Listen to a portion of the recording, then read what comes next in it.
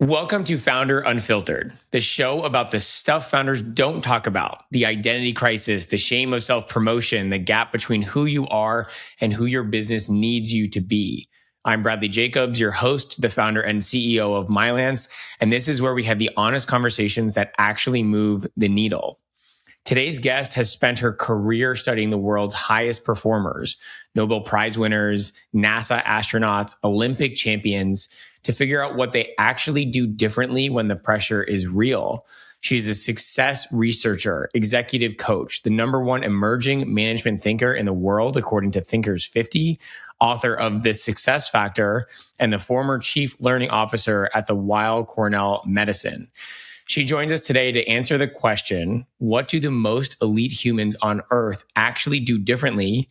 And what can founders take away from that? So first question, Ruth. First, thank you for joining us. Such a pleasure to have you. Thanks for having me. And hello, everyone from New York. What an interesting topic of research. I'm fascinated. I can't wait to talk to you. How did you get into this? Well, it was actually a two-part scenario. One started when I was a teenager. I lived right outside of New York City in this boring nothing happens town. And I would take the subway into Manhattan, into the city, because of course that's where all the cool kids hung out. And every stop along the subway, I would see this different type of person. And these were the types of people that you could tell commanded attention. We would stop by Columbia University. I saw the academic types. We stopped at Midtown and I see all the corporate types. And we stopped in the theater district and I saw actors and dancers, all these kinds of people who seem to have made it. And here I was in a steamy, graffiti-filled, hot subway. And I was trying to figure out what made them like that. How did they get there? What did they know that I didn't know? Who did they know that I didn't know? And how do you figure this out? And you know what? We're always told to succeed. And I've got a bunch of degrees, but I have never had a class on how to be successful. So park that, because that seed was planted when I was a teenager, as I say, 12, 13, 14. And then later in my career, I used to run a joint MD PhD program at Weill Cornell Medicine. This was the best of the best students. 3% chance of getting accepted, right? You have a better chance of getting into Stanford than this program. But yet within the program and nationally, all anyone would talk about was attrition. Why were people leaving? And I kept saying, I think we're looking at the wrong end of the problem, because even within this group of incredible people, there's still people who are floating to the top. How do we get more of those people? And you put those two ideas together and I was like, wait a minute, we are absolutely looking at the wrong end of the problem. We need to see how we can create more of those people. And then I noticed that no one looked into that. We keep talking about habits, but I can't copy the habits of waking up at 5 a.m. and reading 8 hours a day. That was just not realistic to my life. So at the age of 43, while raising a family and kids and having elder care from my parents, I did what all normal people do. Added one more thing, got my doctorate, and have been studying success across industries ever since. Wow, fascinating. And it's surprising and not that this started at a really young age, right? The depth of interest that you have, but it's not a common thing, I got to imagine, for a 13-year-old to have this level of curiosity around like what makes those people different. I just knew I wanted to be like them. I didn't know what them was, but it seemed to be somebody who people listened to, people who respected, and most importantly, people who had an impact of a ripple effect.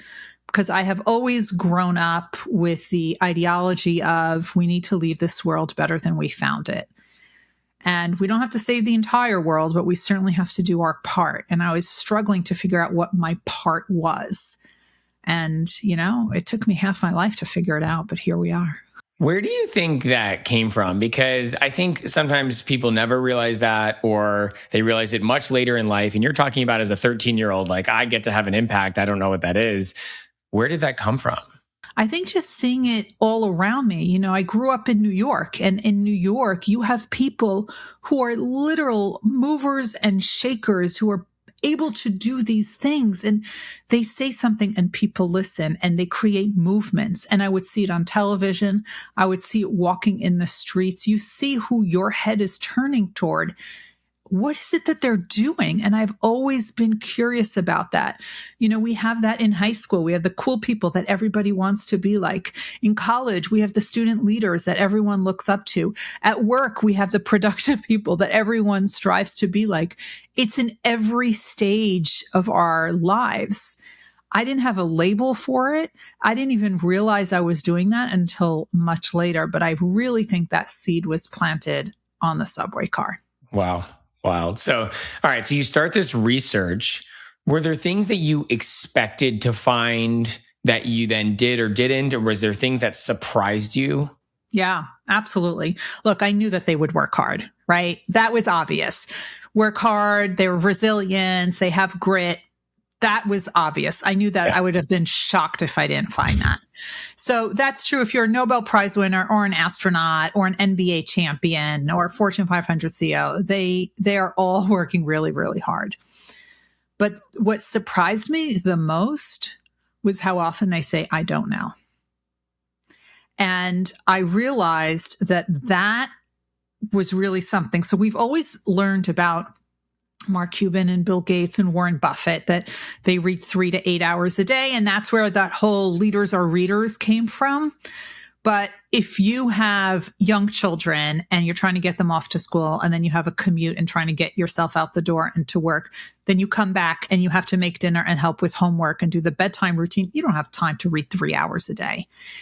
So it's not reading that made them billionaires. It was opening their mind up to new knowledge and opening their mind up to new knowledge across industries. And when they're able to do that, they're able to make connections that other people don't yet see. I'm an author and an avid reader, so of course I want people to read. But there's so many other ways that you can open your mind up to new knowledge. You can listen to podcasts such as this one. I hope people are learning something new today. TED Talks, webinars, LinkedIn Learning courses. I mean, there really is no limit right now. And that really surprised me when I spoke with Apollo Ono. He was one of the most decorated Winter Olympians in the United States. He did the short track speed skating. A lot of other people might remember him as the Mirrorball Trophy on Dancing with the Stars.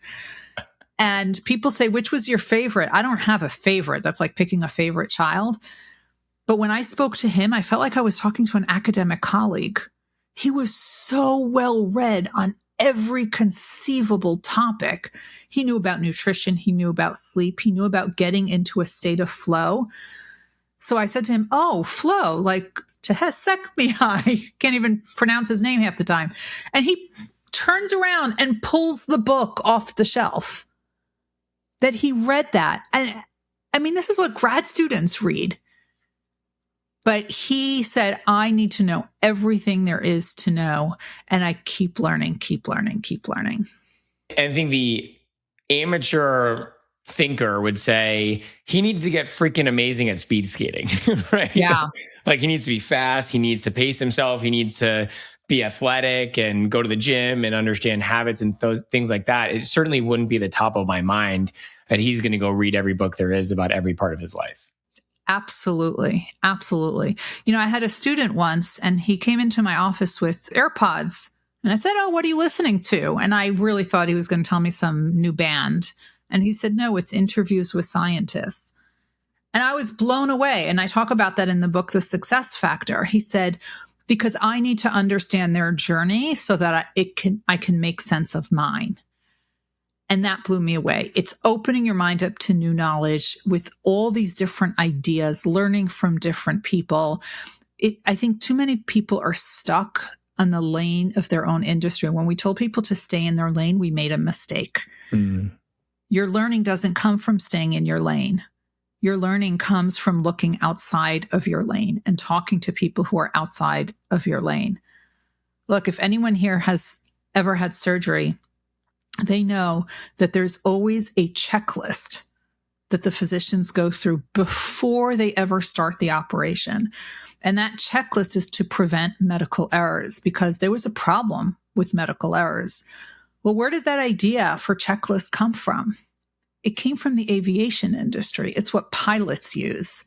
So to solve a problem in healthcare, someone went to see a solution in aviation. That's when I'm saying you need to get out of your lane in order to open your mind up to new ideas and talk to people, senior to you, junior to you, at your level. And that's what all of the high performers do. Whoever is the expert in the field, that's who they'll go to. I'm fascinated with the idea of the I don't know that you talked about, that curiosity, that I want to go learn something, which feels like I get to totally remove my ego. My ego just doesn't exist in this conversation. If I'm a decorated athlete, Nobel Prize winner, whatever it is, I got to think my ego is pretty damn big, right? I'm like one of the best in the world, maybe the best in the world at what I do. So help me understand, like if we go a layer deeper, what's in these people that they are confidently saying, I don't know, I'm going to go be a learner when I'm supposedly the best in the world. And that's got to feed some part of my ego. You know, when you're the best in the world around other best in the world, you're kind of the same. And I don't work with people with big egos, and I do executive coaching for a lot of NBA athletes and Olympians, and they don't have a big ego. They want to learn. They're the ones who actually ask me for homework. And they don't see their successes as something they can build upon. They just see it as a stepping stone to get to that next level. And I'll tell you a very funny story just so that everyone can put things into perspective. When my book, The Success Factor, came out, it was in the middle of the pandemic as Omicron hit. And one of the astronauts texted me asking if this very well-known physician scientist would be there. And I said, no, we're in the middle of a pandemic. He's sort of running, you know, he was an infectious disease doctor. He's sort of running things. He's not going to be there in this virtual book launch. So I said, oh, but this other Nobel Prize winner will be there. And I told him who it was. And the astronaut said to me, oh, Nobel Prize winner. Now that's a high achiever. And I said, what are you talking about? I said, you're an astronaut. You went in a tin can to space. I said, if you're not a high achiever, what does that say about the rest of us? And I later told this story to the Nobel Prize winner. And he said, you know, he said, Ruth, it's very interesting. He said, I know all the Nobel Prize winners. We get together, we have conferences, we know each other. So to me, getting the Nobel Prize is kind of, I mean, it's a big deal, but it's not something I can hang my hat on because everyone around me has it. It's normal. It's average. And then I realized the astronaut, everyone he knows is an astronaut.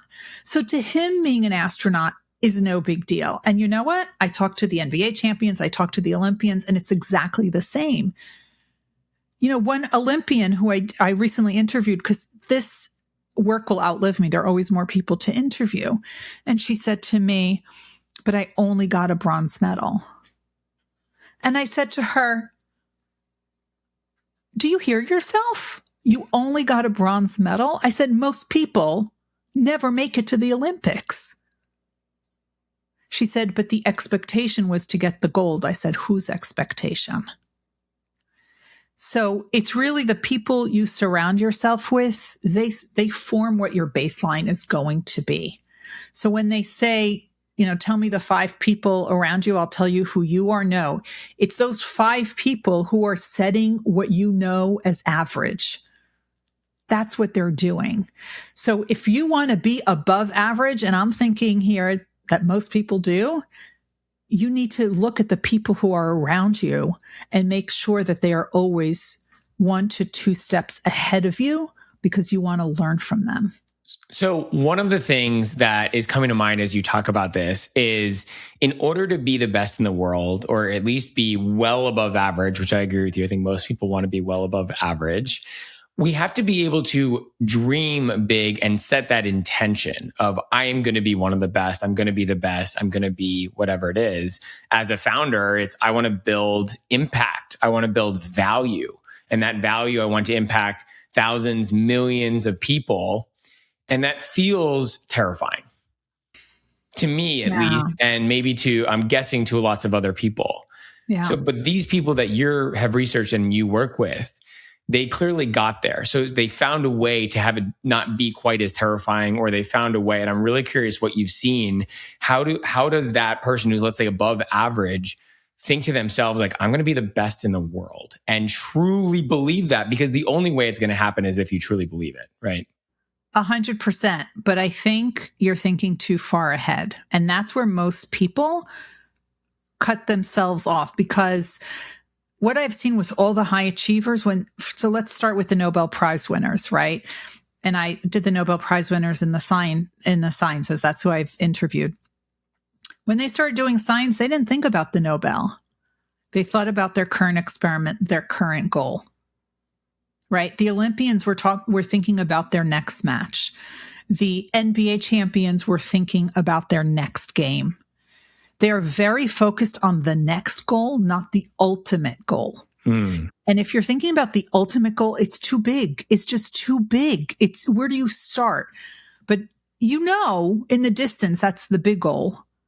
But here are the 25 things I need to do in order to get there. And when you're doing that, and then you start setting timelines, realistic timelines for each of them, then you are really doing much better, because you're always working on the next goal and the next goal and the next goal. And that becomes manageable, right? You cannot be a founder who is impacting millions of people until you start impacting your team. And first, you need to get that team.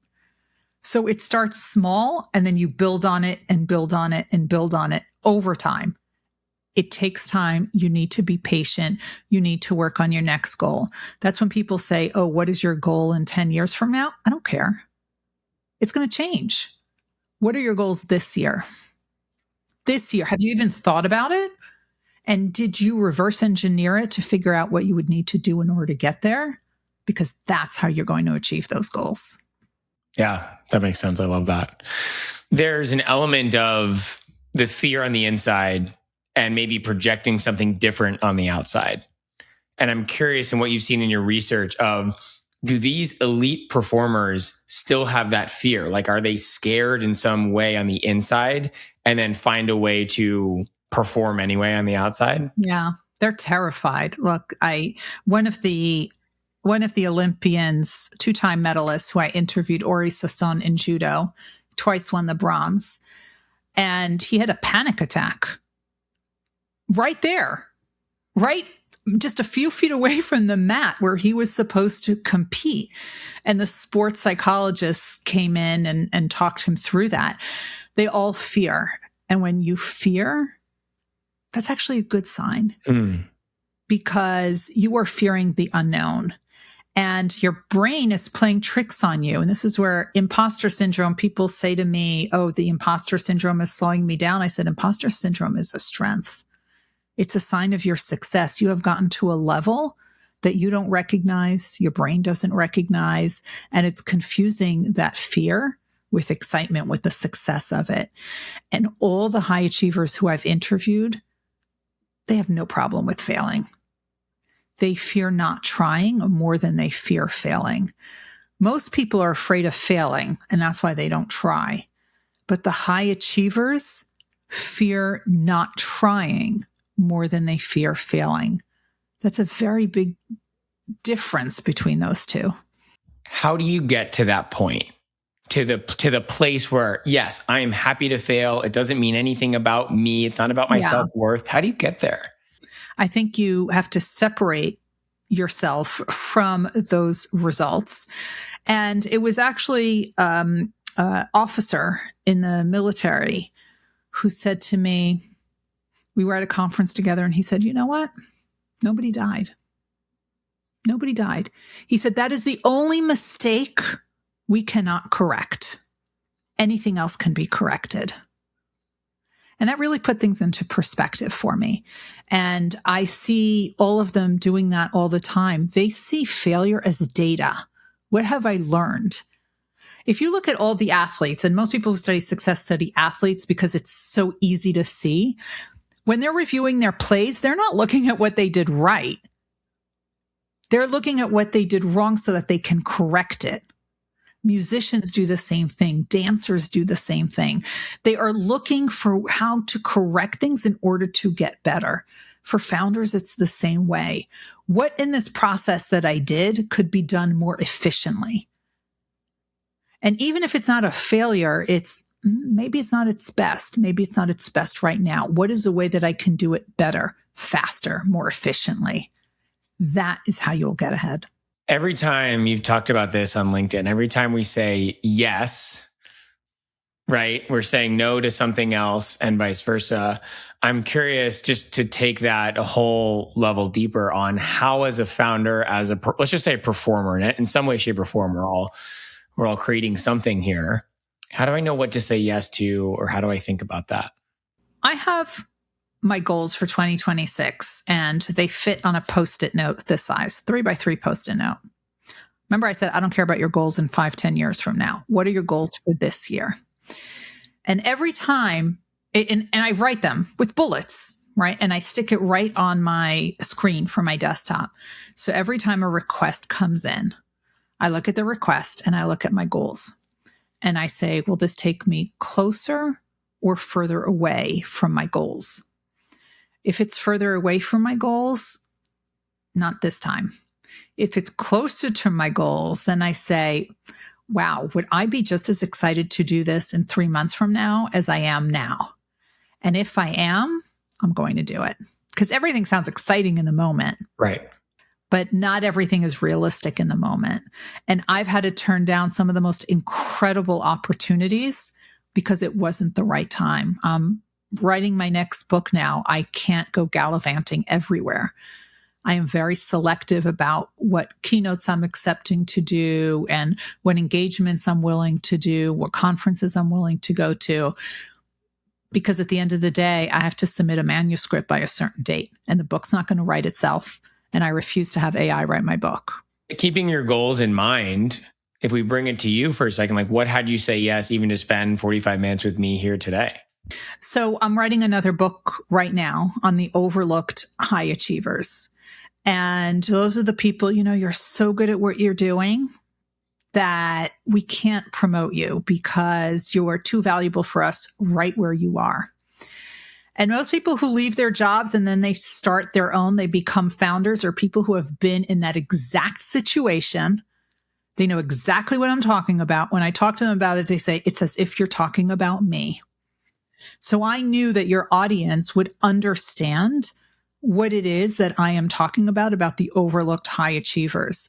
So when you asked me to come on as a guest, it was a no-brainer. These are my people. I love it. Well, thank you for being here. I love this conversation. You mentioned the way that you say yes is you see if it's aligned with your goals. And what I'm hearing is I have somewhere I want to be or value I want to create. And so I'm going to say yes with opportunities that align with that, which makes sense. And I've always gone with the theory that the more I give, when I'm in contribution, there's such a value coming back to me, right? It's a little bit of a spiritual component, but if I give, it comes back tenfold. How does that marry with these are my goals, and I'll say yes when it aligns for me?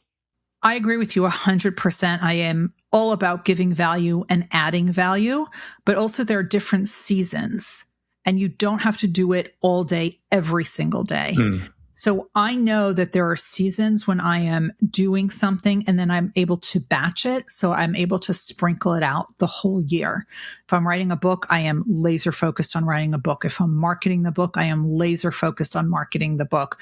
But don't think I don't have LinkedIn posts for the next 3 months already written. I do. For anyone who follows me on LinkedIn, you will see there's almost every post is value, value, value, so that people can actually learn something. And because of the people who I get to interact with and the things that I'm able to observe and those connections I am able to make between 2 points, there's always something of value that I can give. But I don't have time to sit there every day writing social media posts. So I batch them, right? The interviews that I do, I batch them. And by doing that, you can provide value, because I agree with you with karma. It's good and bad. It will come back to you. but you can also do it when it's right for you. Because if you're giving value all the time and running your business at 110%, you have no time, no bandwidth to do more. So you have to really decide how you're going to do things. And I think batching that kind of work is really helpful, and asking for help doesn't hurt either. Yeah, asking for help is a big one. Speaking about LinkedIn, a lot of founders are nervous about self-promotion, scared of being judged, so they don't show up on LinkedIn or other social media platforms or blogs. As a result, I'm curious what your research says about self-promotion, or what you would say to those founders. So I am a founder now, right? I retired from my academic role, and now I'm a founder of my own firm where I do a lot of the keynote speaking and coaching. And I don't see it as self-promotion. I see it as, how can I help people if they don't know what I'm doing? So I am never talking about myself. I am talking about the work. I am talking about the people who I've interviewed.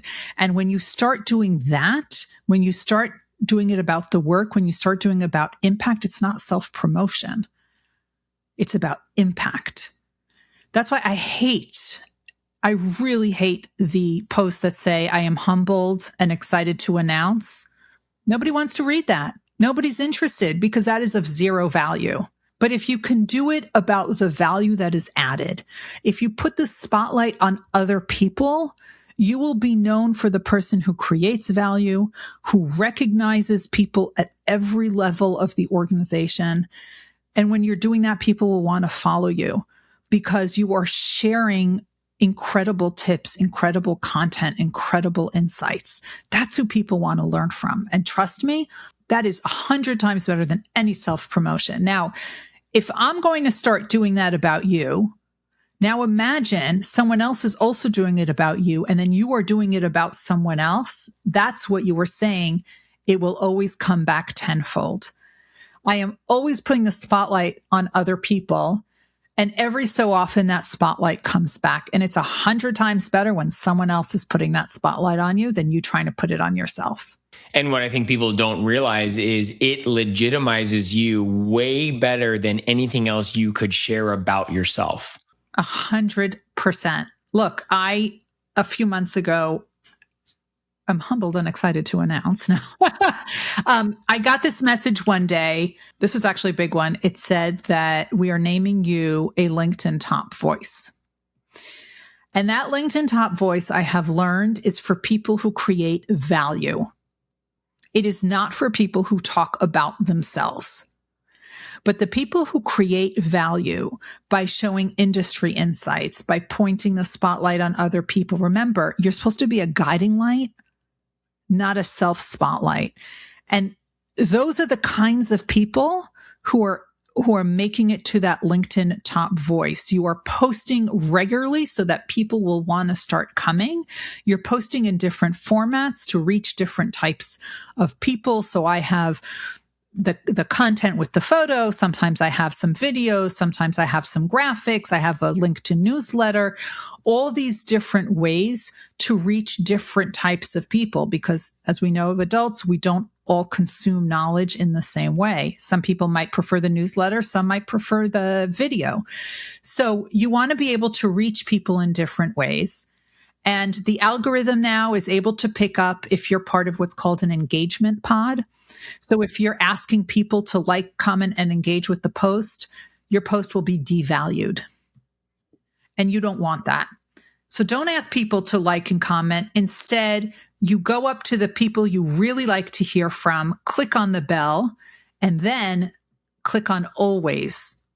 You don't want it relevant because then the algorithm picks. You click on always. So click the bell and then check off always. And then whenever that person posts, you will be notified.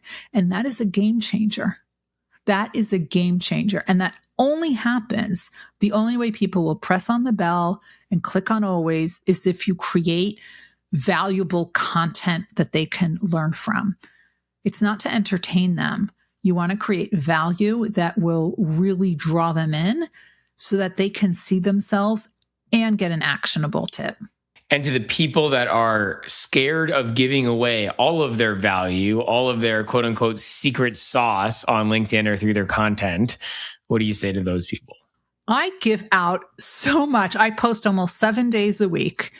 I give out so much information. And the more I started doing that, the more I started getting messages about the value of the content, the more I'm getting asked to speak on bigger and bigger stages for keynotes, the more high-end clients I get for executive coaching. The book deals that I got was because of the platform and they saw all of my posts. I am here today on this podcast because you read my LinkedIn posts. Yep. So look, they will always, they can get anything that you're sharing on Google or YouTube. It's all out there. You are just curating it. By curating it, you become the go-to source for all knowledge on that topic. And the reality is that you can be sharing everything you know. That doesn't mean I'm immediately transformed from your content. Like, I'm still going to go hire you to be my coach, support me, buy your course, buy your book, whatever it is. I don't care if you share it across 1,000 LinkedIn posts. I'm still going to pay $25 or whatever it is and buy your book. That's right. 100%. And I've had it in every industry, from tech to insurance to the government to the military. They all saw my posts, heard me on a podcast, and reach out. So don't be afraid, because people also want it customized to their audience. You mentioned helping people break through plateaus. I'm curious how you define a plateau. Like, what does that really mean? And then what creates it and how do you break through it? So there's different kinds of plateaus, but the plateau is the one that many people talk about. They seem to have gotten as far as they can in the work that they're doing. And no matter how hard they work, and they're working around the clock and they're working themselves toward burnout, they can't seem to get noticed for that promotion. And why is that? And that's one of the issues that I'm talking about in the book that I'm writing now is, why is it you're getting all this praise? And I called it the praise plateau. You're getting all of this praise and you're not moving ahead. And part of it is the way people are seeing you because of the signals that you are sending. And there's different types of signals that you are sending. Are you the office mechanic, the one who's fixing everything, even the problems that have nothing to do with your portfolio? You are putting out fires you never started, but everyone knows that they can turn to you to put out the fires and solve the crisis and boost morale and unjam the copier and fix the IT issue and get the stakeholder on board. If you're always fixing, people can't see you as building. And that's why you sort of hit a plateau, even though you're really, really good, even though you're doing very well, you get the performance appraisals that are so great, you sort of hit the plateau. And those are very often the people who have reached that plateau that said, I have had enough. I am now starting my own thing. And those are the founders who are now listening to this podcast. And let's apply it to the founder that's at a certain revenue threshold. They're doing 50K a month, 100K a month. And they're stuck, right? They're stuck at that level. How would you apply this to them?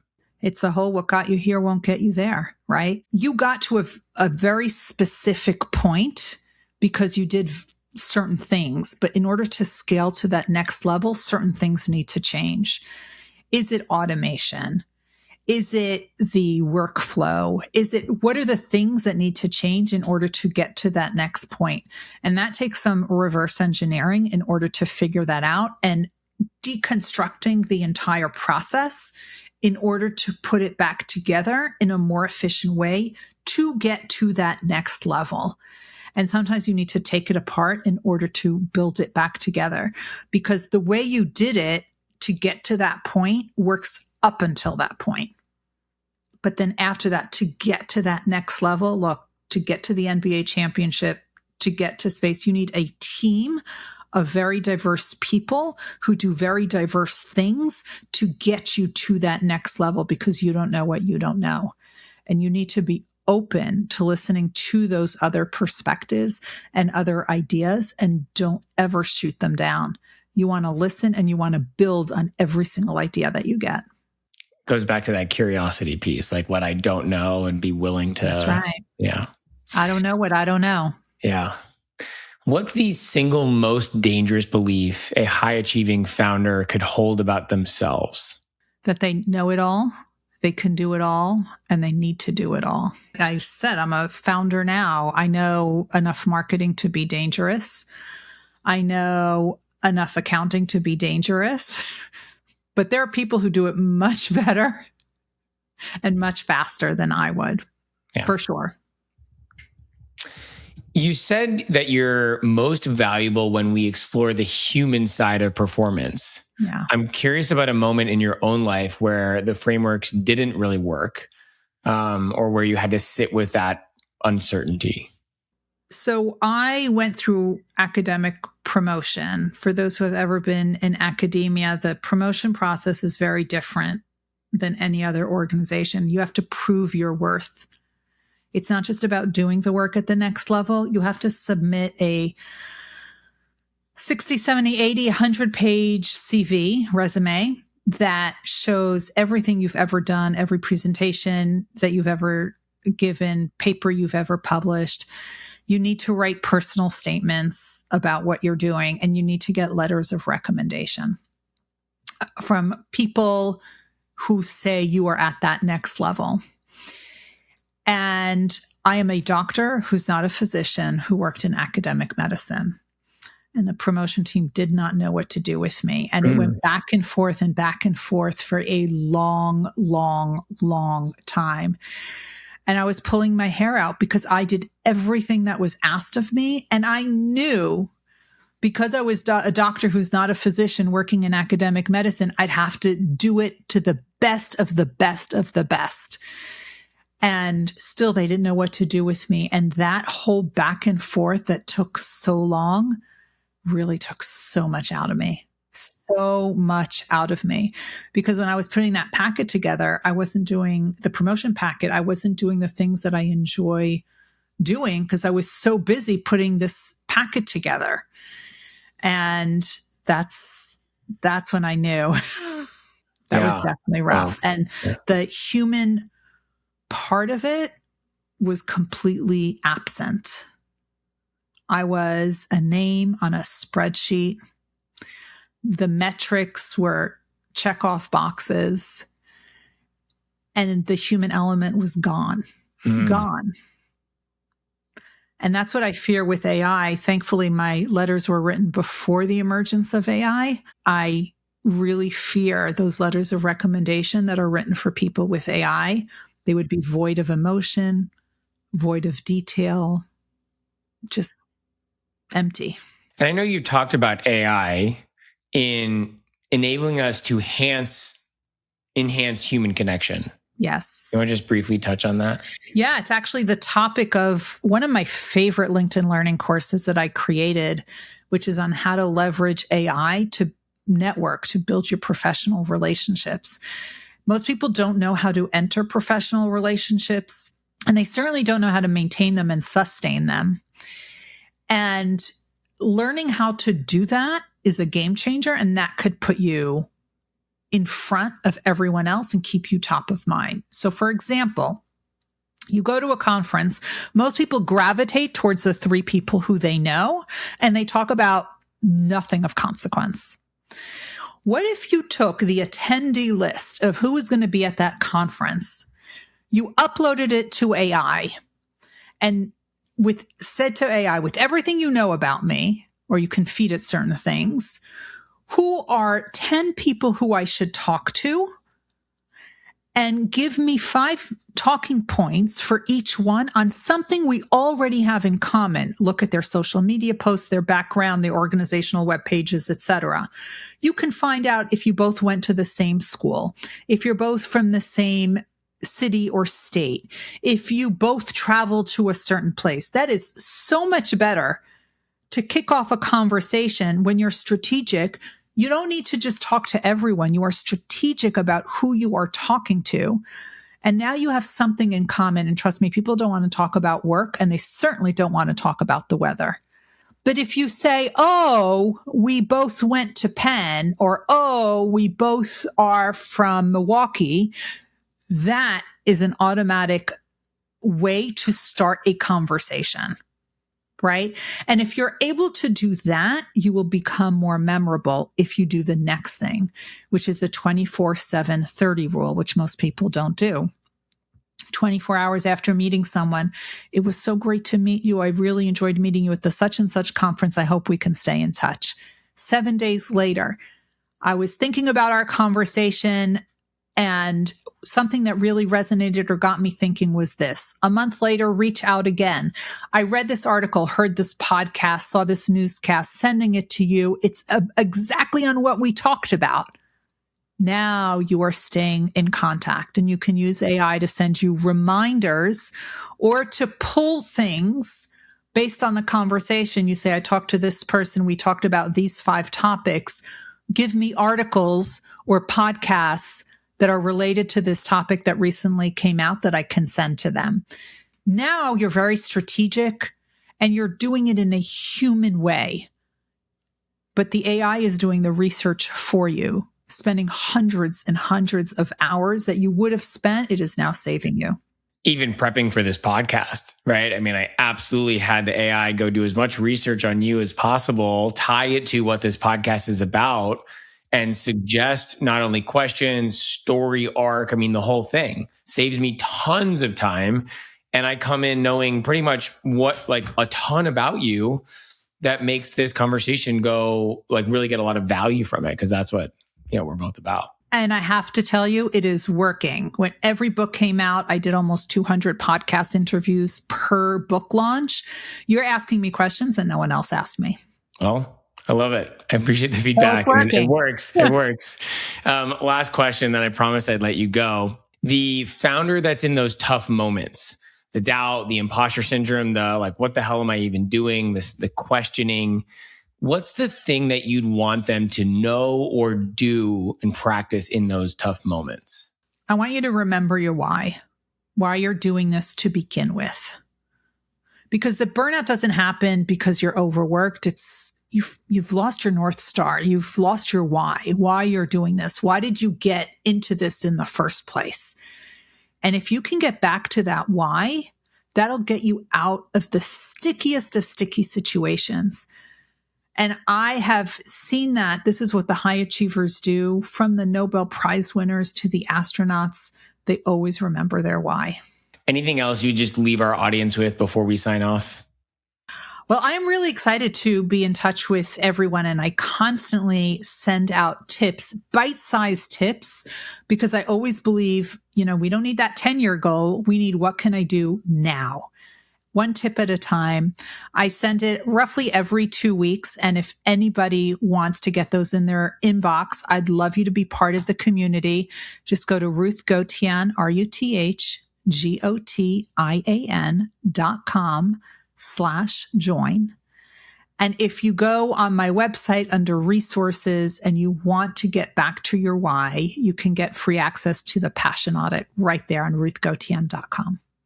Awesome. And we'll link those in the show notes as well, so people will easily find them. If people want to get in touch with you besides the website, is LinkedIn good? Is somewhere else good? LinkedIn is awesome. I post nearly every single day. Of course, it's content and value all the time. And the Instagram is more some of the behind the scenes stuff for those who are interested. What's it like recording a LinkedIn Learning course? What's it like writing a leadership book? All the behind the scenes stuff no one talks about. Right. I love it. And they can go buy your book, The Success Factor, for sure. And your new book, when do you think that will be available? That will be out probably November 2027. Okay. I'm excited. Okay. All right. Amazing. I can't wait. Ruth, thank you so much for your time. This was a fascinating conversation. Really loved having you on. Thanks for having me. You got it.